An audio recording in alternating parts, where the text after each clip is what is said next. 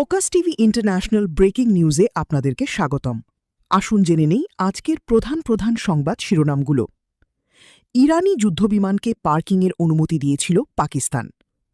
যুক্তরাষ্ট্র ও ইরানের মধ্যে শান্তি আলোচনা নতুন করে অচলাবস্থার জেরে আন্তর্জাতিক বাজারে তেলের দাম হঠাৎ বেড়ে গেছে।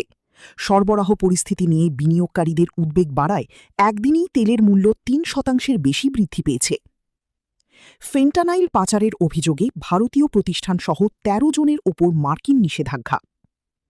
সীমান্তের নিরাপত্তা রক্ষা ভারতের প্রধান অগ্রাধিকার, রণধীর জয়সওয়াল। ভবিষ্যৎবাণী ফলে যাওয়ায় জ্যোতিষীকে সরকারি পদে বসালেন বিজয়। ভেনেজুয়েলায় হামলার পূর্ব মুহূর্তের মতোই এবার কিউবার আকাশে স্পাই বিমানের বিচরণ বাড়িয়েছে যুক্তরাষ্ট্র। ফাইবার অপটিক ড্রোনের কাছে অসহায় ইসরায়েলি সেনাবাহিনী। লেবানন থেকে আসা হিজবুল্লার অত্যাধুনিক প্রযুক্তির ফাইবার অপটিক ড্রোন মোকাবিলায় এখনও কোনো কার্যকর সমাধান খুঁজে পাচ্ছে না ইসরায়েলি সেনাবাহিনী। ভূমধ্যসাগরে রুশ জাহাজডুবি ঘিরে পারমাণবিক রহস্য। শুভেন্দু অধিকারীর পিএ খুন, অযোধ্যা থেকে গ্রেপ্তার শুটার বিজেপি ঘনিষ্ঠ।